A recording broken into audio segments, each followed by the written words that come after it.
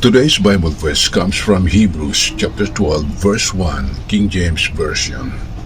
Wherefore, seeing we are also compassed about with so great a cloud of witnesses, let us lay aside every weight and the sin which doth so easily beset us, and let us run with patience the race that is set before us.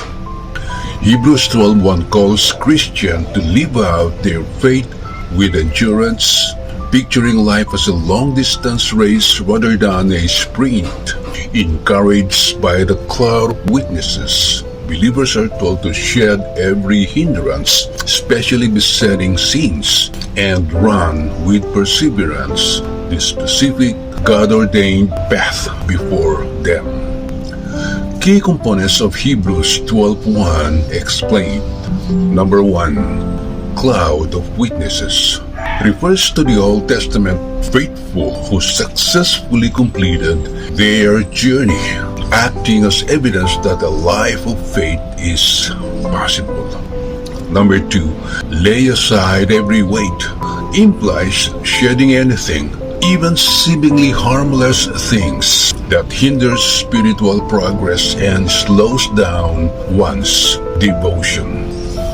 Number 3.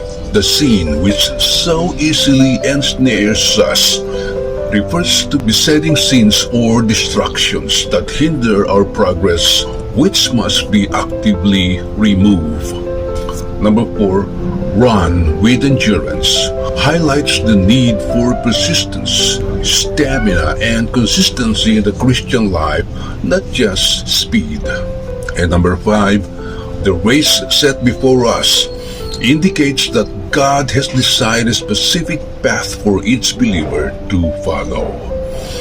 This verse serves as a call to focus on the spiritual journey by abandoning distractions and seeking to faithfully finish the course God has prepared.